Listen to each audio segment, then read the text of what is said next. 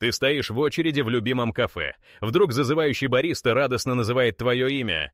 Только вот, ты был абсолютно уверен, что всегда говорил его по-другому.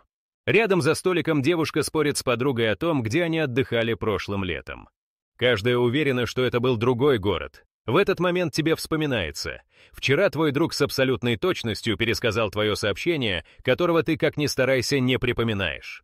Ты невольно начинаешь пересчитывать детали, ту самую майку с ретро-принтом ты был уверен, что никогда не носил, хотя на семейном фото за спиной отчетливо видишь себя именно в ней.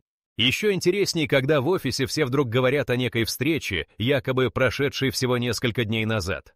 Коллеги обсуждают детали, приводят цитаты из твоих уст, смеются над тем, как ты неудачно рассказал анекдот. Ты начинаешь чувствовать странное напряжение, у тебя в памяти эта встреча просто пуста. Не просто стерта, будто бы ее никогда не было. В голове только пустота, а все аргументы звучат так убедительно, что ты уже сам готов поверить их версии событий. Еще неделя, и теперь все чаще ловишь себя на странном ощущении. Твоя квартира кажется немного чужой, какие-то предметы будто стоят не на своих местах. Фотографии на полке, твоя семья на отдыхе. Все бы ничего, но ты уверен, что в тот год был совсем в другом месте, а о поездке даже не вспоминал. А несколько дней назад твоя мама прислала детское фото, где ты держишь игрушку, которую, как тебе казалось, тебе никогда не дарили. Парадоксальные совпадения сыпятся одно за другим. Ты встречаешь одноклассника, который рассказывает тебе, как вы вместе строили шалаш возле старой школы. Но ты не помнишь ни шалаша, ни даже того, чтобы когда-то гулял во дворе с этим человеком. Истории друзей и родственников преждены фактами, которые не укладываются в твой личный опыт. Возникает ощущение, будто кто-то пересобирает твою биографию на ходу, подсовывая детали, которых ты никогда не знал. Все становится еще более странно на встрече выпускников, когда внезапно выясняется, ты был старостой класса. Для тебя это откровение, ты всегда считал, что эту роль выполнял твой сосед по парте. Старые друзья в шутку напоминают о твоих героических подвигах, которых ты не совершал. Пытаешься вспомнить хоть что-то — пустота, и их уверенность пугает больше всего. Даже старые фотографии, которые достают из альбома, подтверждают их слова. Ты на них действительно пишешь что-то на классной доске у учительского стола, а на обратной стороне твое имя с подписью «Наш староста». Между звонками по работе ты перечитываешь старые переписки, некоторые сообщения выглядят так, будто их писал не ты. Слова, которые ты никогда бы не использовал, эмоции, которые не похожи на твои, фотографии, о которых нет воспоминаний. Когда пытаешься обсудить это с близкими, они смотрят с недоумением, для них все идет своим чередом. Постепенно ты замечаешь, что не один сталкиваешься с подобным. На форумах появляются треды, где люди делятся вопросами. Как вы доказали, что ваши воспоминания настоящие? У кого исчезли дни недели без причины? В комментариях сотни историй о потерянных часах, измененных деталях и событиях, которых не могло быть. В этот момент ты начинаешь задаваться вопросом, а что, если в тебе живет не только твое прошлое? Ведь странности становятся все очевиднее, а чужие воспоминания будто пытаются занять место твоих собственных. От смятения, когда друзья убеждают в твоей истории, которой ты не помнишь, дела принимают еще более странный оборот. Ты едешь навстречу по работе, и твой коллега невзначай напоминает про вашу детскую поездку на гору Рашмор. Он вспоминает, как вы все тогда потерялись на лесной тропинке, как кто-то заплакал, а потом нашли маму с термосом какао у подножия. Ты киваешь, но внутри пустота, никогда в жизни ты не был ни в том штате, ни тем более в тех местах. Коллега рассказывает детали такой точности, что ты уже боишься что-то не так с головой. Через день другая знакомая пишет в мессенджере забавную гифку и вспоминает, как вы 10 лет назад переодевались в костюмы на Хэллоуин, ты был в смешном зеленом плаще. Ты пытаешься представить фотографии, вспоминаешь вечеринки, ни одного кадра из ее рассказа. Но она присылает старое видео, на нем действительно ты, лишь странное ощущение, на фоне комнаты, которую не можешь ни опознать, ни вспомнить. Через пару дней рылась в ящиках старой мебели в поисках зарядки, находишь крошечную коробку, в которой лежит коллекция марок и записка на твое имя от дедушки Билла. Только вот у тебя никогда не было родственников с таким именем, ни марками ты не увлекался. Возвращаясь домой вечером, соседка по лестничной клетке приветствует тебя по полному имени, а не короткой версии, которой ты всегда представляешься. Она уверенно говорит, что ты всегда так просил к себе обращаться. Ее слова не вызывают отклика даже на уровне привычки. За ужином родители звонят по видеосвязи поздравить с годовщиной переезда. Но в этой квартире ты живешь уже 5 лет, а они настойчиво называют 2 годами. Их воспоминания совпадают между собой, но совершенно расходятся с твоими. Мама припоминает, как помогала распаковывать коробки. Ты точно помнишь. Распаковывал один, в другой день и в другой квартире. Несколько дней спустя на почте выдаешь документ. Сотрудница уверенно называет твое отчество, хотя его никто никогда не использует. В строке получателя на посылке тоже оно, как по шаблону. Найдя старую телеграмму в архиве электронных писем, ты видишь поздравление с днем рождения за 1998, подписанное старыми друзьями, с которыми познакомился только в университете, по твоим воспоминаниям. После этого случайности превращаются в цепочку взаимосвязанных моментов. Ты идешь на выставку, где встречаешь женщину, уверенную, что вы вместе обучались фехтованию в старом Бруклине. Она перечисляет имена тренеров, как будто все было на самом деле. Ты никогда не держал рапиру в руках и не бывал на этих улицах. Покидая выставку, встречаешь парня, который радостно напоминает про ваш совместный бизнес-семинар, хотя ты был уверен, никогда не участвовал в подобных мероприятиях. Однажды находишь в телефоне фото с подписью «Сидней 2011». На снимке ты позируешь на фоне гавани, а рядом стоят люди, которых не можешь опознать. Ты листаешь календарь за тот период, ни одной пометки о поездке, ни одного билета, ни строки в дневнике. Но фото действительно твое. Пытаешься вспомнить обстоятельства, пусто. Начинаешь разбирать старые коробки на чердаке. Среди старых открыток обнаруживаешь письмо, адресованное тебе. В нем обсуждается встреча в летнем лагере на берегу озера Мичиган, но тогда ты был за 1000 миль и занимался совсем другими делами. В коробке с наградами лежит медаль за участие в регате, хотя ты всегда боялся воды и в детстве не садился в лодки. В социальной сети появляется напоминание. Вы добавили в друзья Джона Доу 3 года назад, а ты уверен, ни разу в жизни его не встречал. Однако на стене десятки сообщений, будто вы общаетесь с детства, поздравления с праздниками и даже совместные фотографии, сделанные явно не в фотошопе. Все становится еще сложнее, когда на семейном ужине в День Благодарения кто-то ссылается на старинную историю про тебя и яблочный пирог, которую, по их словам, ты сам когда-то рассказал. Все смеются и ждут реакции, а ты пожимаешь плечами, не находя отклика ни в одном уголке разума. С каждым днем количество чужих воспоминаний в твоей жизни растет. Старые знакомые присылают архивные фото, новые знакомые ссылаются на события, которых не было. Даже списки покупок и старые рецепты на кухонных листках выглядят незнакомыми, твой почерк, но не твои записи. Становится ясно, ты словно живешь сразу несколько чужих жизней, и прошлое как будто собирается из деталей, которых ты сам не выбирал. Все эти несостыковки подталкивают к новым вопросам, которые внезапно становятся массовыми. Ведь подобное происходит теперь не только с тобой. Ты захватываешься идеей узнать, есть ли у других людей похожий опыт, и в этот момент наталкиваешься на феномен, о котором вдруг начали говорить по всему миру. Но как только кажется, что мозаика чужих воспоминаний ограничивается твоей личной историей, происходит нечто совершенно иное. Люди как по команде начинают делиться в интернете одинаковыми странностями. Ты открываешь новостную ленту, заголовки пестрят обсуждениями Мандела-эффекта. Оказывается, тысячи, а может быть и миллионы людей по всему миру помнят знаменитого южноафриканского лидера, умершим еще в конце 80-х. Кто-то с уверенностью описывает выпуск вечерних новостей, где объявляют о его смерти в тюремной камере. Множество пользователей приводят детали, имена дикторов, заголовки газет, даже то, как члены семьи стояли на ступенях перед зданием, выкрикивая памятные слова. Но архивы говорят обратное. Нельсон Мандела прожил долгую жизнь и вышел на свободу, а умер только в 1313 году 21 века, спустя много лет после того, как большинство помнящих его гибель уже выросли. И это только начало. В комментариях всплывают новые примеры. Люди спорят о названии знаменитых детских книг. Кто-то помнит медвежонка в семье Беарстейн, а кто-то клянется, всегда было Беренстейн. Одна женщина называет серию фильмов о короле льве, где в ключевой сцене герой говорит «Люк, я твой отец», но открывает оригинал, там совсем другие слова. В магазинах фанаты ищут коробки с надписью «Fruit Loops», а находят только «Fruit Loops» и наоборот.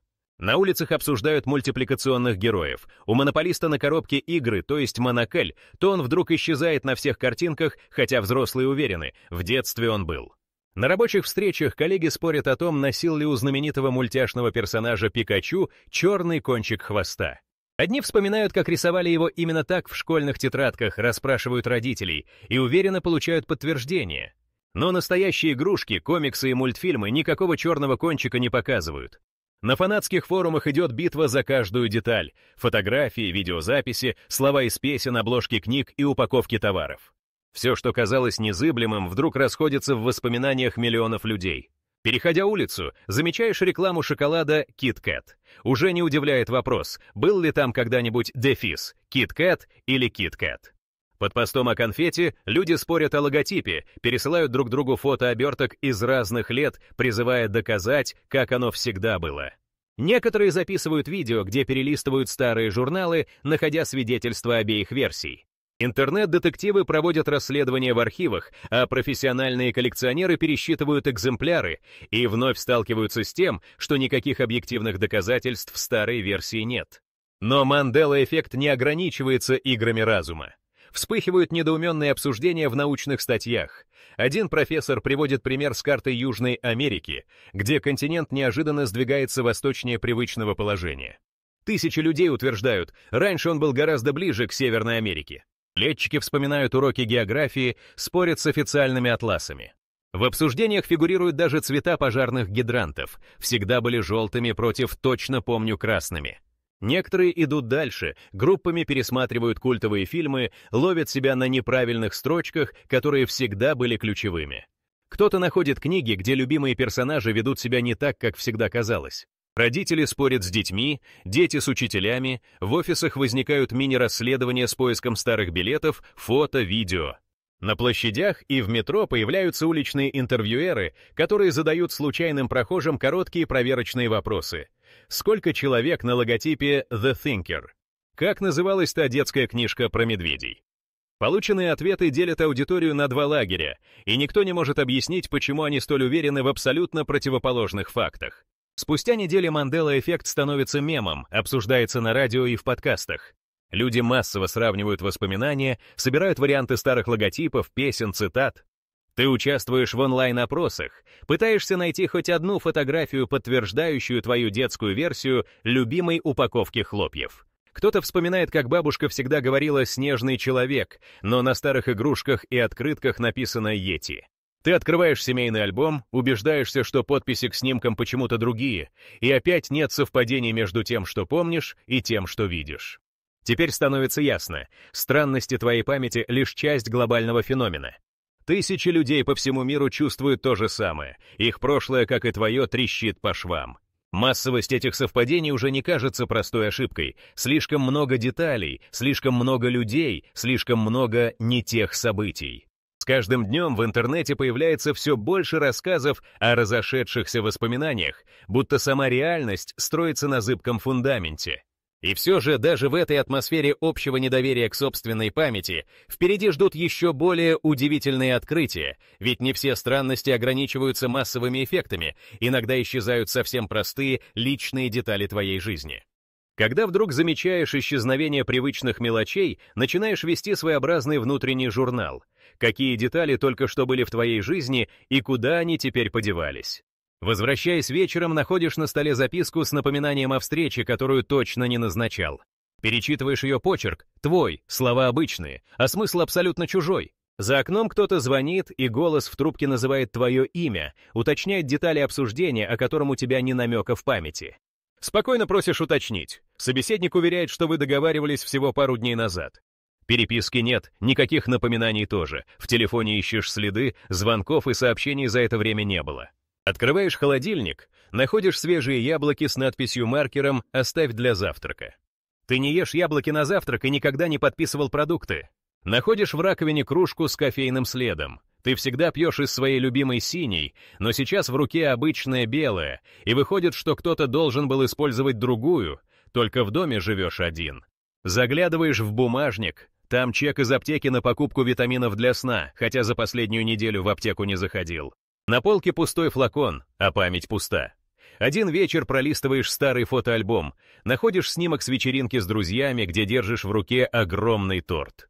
Все радостны, ты улыбаешься, а подписано «Празднуем повышение». В этот год ты работу не менял, повышения не было, а лица на снимке помнишь только частично.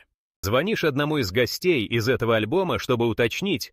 Он подтверждает: «Да, мы тогда так здорово повеселились, ты даже рассказал тот смешной анекдот про ковбоя». Анекдота не помнишь, но смеешься в ответ. На следующее утро обнаруживаешь в телефонном календаре встречу с человеком из прошлого, которого не видел со школы. Напоминание установлено за неделю до события, а сама встреча должна была быть вчера.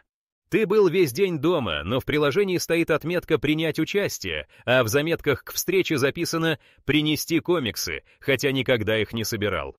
Один за другим возникают потерянные разговоры. Близкая подруга пишет: «Спасибо за совет, ты всегда так хорошо поддерживаешь, когда мне тяжело». Пытаешься вспомнить, не было ни разговора, ни даже мельком поднятой темы. Смотришь на сообщения, иногда кажется, что отдельные диалоги просто исчезли или были подменены на новые, будто кто-то меняет их местами в потоках данных. Покупая продукты, кассир спрашивает, понравились ли купленные на прошлой неделе замороженные вафли. Ты моргаешь, на чеке новых покупок вафли есть, но ты уверен, что в списке их не было, и дома их никто не ел. Кассир уверен, ты сам советовал их попробовать. Однажды на парковке встречаешь соседа, который останавливается, чтобы обсудить вашу недавнюю поездку за город. Он говорит о маршруте, дескрайб с остановки, цитирует твои слова о любимой радиостанции. Ты улыбаешься, соглашаешься для вежливости, но уверен, весь прошлый месяц ты никуда не выезжал. В семье на воскресном обеде кто-то ссылается на старую шутку, о которой ты якобы рассказывал детям своего двоюродного брата в позапрошлый день благодарения. Родственники уверены, что ты тогда был главным заводилой, рассказываешь забавные истории, а сам помнишь, что даже не мог прийти. Пытаясь разобраться, ты открываешь голосовые сообщения, обнаруживается запись твоего голоса, где зовешь кого-то поиграть в настольные игры вечером прошлой субботы. В этот вечер у тебя была ночная смена на работе, ты не был дома и точно ни с кем не разговаривал. Проверяешь журнал входящих звонков, звонок есть, время совпадает. Но внутри пустота. В ящике рабочего стола внезапно появляется блокнот с заметками, где описан план большого семейного пикника. Даты, список гостей, даже меню с деталями, которые ты никогда бы не выбрал. Звонишь сестре, чтобы узнать, был ли такой пикник. Она смеется. Конечно, ты сам все организовал, даже составил игру с поиском сокровищ. Вспоминать приходится под давлением, но в голове ни одной картинки. В электронных письмах обнаруживаешь переписку с коллегой, обсуждаешь детали проекта, о котором слышишь впервые. Коллега ссылается на твои предложения, прикладывает вложения, одобряет твои идеи. На общем собрании упоминает твой вклад, коллеги хлопают тебя по плечу. Ты открываешь оригинальные документы, там действительно твоя подпись, твои комментарии. Как будто события шли параллельной дорогой. Особенно выбивают из колеи случайные фрагменты телефонных разговоров, сохраненные мессенджерами. Слушаешь голос, интонация твоя, слова незнакомы. В одной записи обсуждаешь семейный отпуск, в другой — новое увлечение скалолазанием, хотя страха высоты не преодолел с детства. С каждым таким моментом список потерянных деталей растет. Исчезают целые разговоры, появляются новые, которых не было. Иногда даже находишь вещи, которые якобы купил на распродаже, к примеру, шарф яркого цвета с биркой, на который твое имя и дата покупки, хотя в магазин в это время не заходил. Картотека этих потерянных разговоров и подмененных деталей напоминает огромный пазл, где каждое новое несоответствие делает прошлое еще более неузнаваемым. В какой-то момент осознаешь, эти исчезнувшие моменты не только твоя проблема. Форумы, чаты, закрытые группы наполняются похожими историями. Люди обсуждают разговоры, которых не было, детали жизни, исчезнувшие на глазах, и, что по-настоящему пугает, новые эпизоды, которыми начинают делиться окружающие, словно между строк твоей биографии кто-то дописывает чужие абзацы. Когда кажется, что все это лишь личная странность, замечаешь массовость. Чужие истории повторяют твои детали, словно мир вокруг проходит одну и ту же репетицию забытых разговоров. А впереди маячит вопрос: возможно ли, что все это не совпадение, и кто-то или что-то действительно меняет не только отдельные воспоминания, но и целые фрагменты прошлого для всех сразу? Когда сталкиваешься с подобными аномалиями, желание найти объяснение становится почти навязчивым. В поисках ответов тысячи людей открывают для себя мозаичный мир научных теорий о памяти. Психологи, неврологи и даже специалисты по когнитивным искажениям с завидным упорством годами разбирали, почему мы так легко теряем части своего прошлого или заполняем пустоты несуществующими воспоминаниями. Первый крупный след приводит к феномену ложной памяти, явлению, когда человек уверен, определенное событие, разговор или даже целый период жизни произошел с ним, хотя в реальности этого не было. В середине 80-х в лабораториях Калифорнии профессор Элизабет Лофтус провела простое, но шокирующее исследование. Она показала группе студентов фотографии и рассказывала истории о якобы случившихся с ними происшествиях, которые на деле были выдуманы. Через пару недель большинство участников с уверенностью вспоминали даже детали, не только приняв ложь за правду, но и дополнительно украшали ее подробностями. Исследования пошли дальше. В Университете Вирджинии доктор Даниэла Токач проводила тесты, где испытуемым подсовывали фотографии из их детства, подделав одну. На снимке они были на воздушном шаре, хотя на самом деле такого случая не было. Почти половина испытуемых через несколько дней рассказывали, как на этой прогулке волновались, чувствовали страх высоты или помнили запах кукурузного поля. Мозг с легкостью вплел вымышленный эпизод в настоящую биографию. Еще одно направление базируется на эффекте информационного внушения. Психологи отмечают, что достаточно услышать подробный рассказ о событии, чтобы мозг начал вклеивать чужие воспоминания в свою память. Доктор Джулия Шоу в Лондоне с помощью гипноза и обычных бесед за 10 сеансов создала у добровольцев уверенность в том, что они совершали мелкие преступления, магазинные кражи, хулиганские выходки, хотя в их биографиях ничего подобного не было. Испытуемые потом сами придумывали подробности, вспоминали ощущения, описывали лица охранников и даже запах магазинных полок. Среди простых объяснений психология выделяет эффект свидетельской путаницы. На допросах после происшествий люди часто описывают детали, которые не могли видеть или слышать. Один парень после аварии уверенно вспоминал звук тормозов, хотя очевидцы утверждали, машина въехала бесшумно, без торможения. Психологи считают, что мозг пытается заполнить пробелы в памяти теми деталями, которые ему логичнее. И если рядом кто-то скажет «ты ведь видел, как он поднял руку?», человек со временем поверит, что и правда видел именно это. В 90-х годах на кафедре нейропсихологии Йельского университета в ходе исследований стало ясно. Каждое новое воспоминание — это не просто запись на жестком диске, а скорее глина, которую мы мнем в руках, когда каждый раз извлекаем из памяти. С каждым воспроизведением наш мозг слегка переписывает детали, добавляет, убирает или даже заменяет целые фрагменты на синонимы и ассоциации, услышанные от других людей. Работы Карима Назара из Университета Торонто показали, как стресс и эмоции увеличивают подверженность ложным воспоминаниям. В одной из серий экспериментов людям показывали фотографии заброшенных домов, а потом рассказывали о выдуманных событиях, якобы случившихся там. Уже через 7 дней половина испытуемых не просто была уверена, что видела эти события собственными глазами, но и чувствовала запахи, слышала звуки, даже ощущала прикосновение ветра. Открытие группового заражения памяти добавило драматизма. В толпе, где люди массово обсуждают события, будь то выпуск новостей, случившийся или нет, или выигрыш в лотерею, память одного человека может быстро адаптироваться к коллективной версии, даже если она полностью выдумана. Психологи из Университета Нью-Йорка в начале 2000-х исследовали это на простых примерах. Десятки добровольцев за пару дней убеждали друг друга, что видели комету, пролетавшую над городом, хотя на небе в ту ночь была сплошная туча. Через 2 недели те же люди спорили о цвете хвоста кометы, вспоминали, с кем стояли на крыше и даже какие песни играли по радио в тот вечер. Другие теории исследуют связь памяти и цифрового пространства. В последние годы ученые стали замечать, что регулярное прокручивание социальных сетей, чтение чужих комментариев и повторные просмотры одних и тех же фотографий создают иллюзию настоящести событий, которых никогда не было. Исследователь Ребекка Сингер из Чикаго провела серию опытов, где группе людей подсовывали поддельные посты о детских воспоминаниях, и уже через пару недель добровольцы были уверены, да, все это с ними случалось. Технологические фантасты добавляют слой.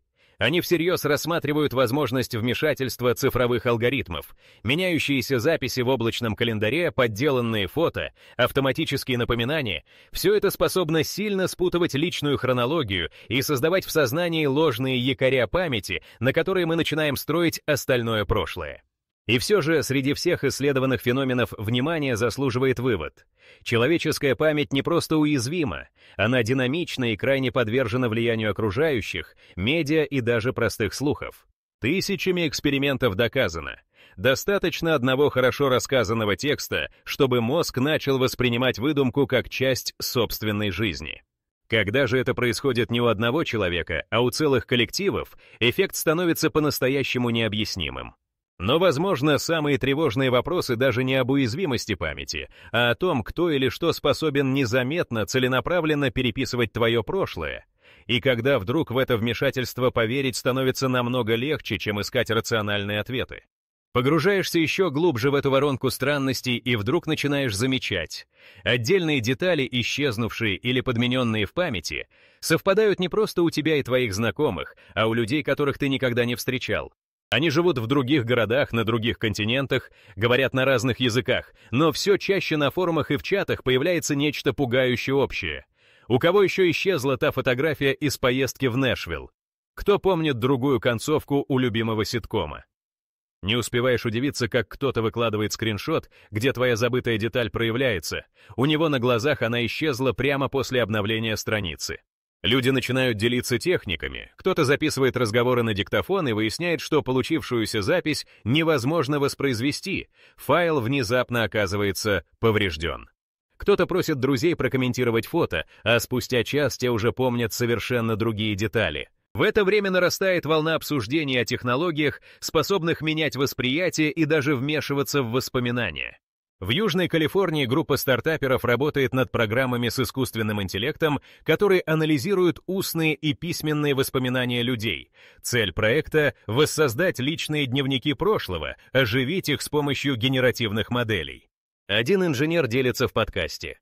При тестировании программы несколько добровольцев уверяли, что после общения с системой начали вспоминать события, которых в их биографиях не было.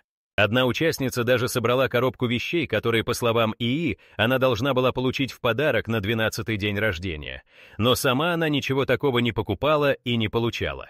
Одновременно в Нью-Йорке психологи тестируют устройства для стимуляции памяти при помощи слабых магнитных полей. Во время опытов некоторые испытуемые внезапно вспоминали сцены из детства, не связанные ни с одним документированным событием их жизни. Исследователи приводят пример. Участница по имени Дженни вдруг описала праздник на ранчо в Кентукки, где, по ее словам, играла с большой собакой по кличке Рокки, хотя родители на суде утверждали, что такую собаку не заводили. Еще более поразительно. Похожие эпизоды начали всплывать у нескольких других участников, хотя их никогда не знакомили друг с другом. В это же время в лабораториях крупных университетов появляются сообщения о манипуляциях с памятью с помощью фармацевтики. Ученые из Массачусетса проводят эксперименты с веществами, способными переписывать негативные воспоминания у пациентов с посттравматическим стрессовым расстройством. После курса терапии некоторые пациенты начинают с трудом отличать реальные события от тех, что формировались в ходе гипноза и медикаментозного вмешательства. Несколько случаев были настолько странными, что пациенты начали описывать переживания, не совпадающие ни с медицинской картой, ни с рассказами родственников, будто бы их жизнь буквально перезаписали в определенный момент. В электронных сообществах набирает обороты теория о социальном взломе памяти. Первая крупная волна обсуждений начинается после утечек из корпораций, хранящих гигантские базы пользовательских данных. Неизвестный аноним выкладывает переписку между командами разработчиков, где обсуждается возможность незаметного изменения заметок, напоминаний и даже хронологии публикаций для улучшения персонализации контента. Один пользователь в Лос-Анджелесе жалуется, его веб-архив показывает посты, которые, по его словам, он не публиковал. Он сравнивает резервные копии и замечает различия не только в текстах, но и в дате создания файлов. Дальше, больше, целая группа пользователей заявляет, что их календари случайно изменили даты семейных праздников. Вслед за этим разгорается скандал вокруг голосовых помощников. Жительница Чикаго обнаружила в приложении длинный список напоминаний и аудиозаписей, которых уверенно не оставляла. Среди них были инструкции о встречах, детали покупок и списки дел, которые абсолютно не соответствуют ее привычкам. Она публикует обращение к разработчикам, получает сухой ответ про возможную синхронизацию с облаком, но на профильных форумах возникают целые ветки, десятки пользователей жалуются на появление незнакомых событий в их личных архивах. На фоне всех этих технологических историй обсуждение выходит за пределы научных и околонаучных кругов. В США и Великобритании в моду входят образовательные шоу о манипуляции памятью. В одном из них иллюзионист Дэрен Браун проводит публичные эксперименты, внушая целым аудиториям воспоминания о встречах, которых не было. Он подходит к зрителям в холле, задает наводящие вопросы, и буквально через час публика описывает детали произошедшего так, будто все случилось на самом деле. Параллельно появляются сообщения о работе армейских лабораторий с технологиями контроля воспоминаний. Журналисты на одной из американских радиостанций упоминают про контракты с исследовательскими центрами, где разрабатывают системы для стирания или внедрения информации в сознание солдат с помощью специальных сигналов и психотропных препаратов. Конкретных подтвержденных результатов нет, но утекает черновик отчета, в котором говорится о попытках редактировать личную хронологию во время тренировок. В мире цифровых медиа участились рассказы о глитчах в памяти. Людей пугает не только расхождение событий, но и тот факт, что иногда их устройства фиксируют несуществующие фотографии, видео и аудиозаписи. Житель Портленда находит в телефоне короткое видео с застолья в день, когда он был в командировке в другом городе. Проверка метаданных подтверждает, ролик создан на его устройстве, но он не помнит ни момента съемки, ни людей на экране, хотя один из них однозначно называет его по имени. И все же за всем этим ощущается нечто большее, чем простая уязвимость человеческой памяти.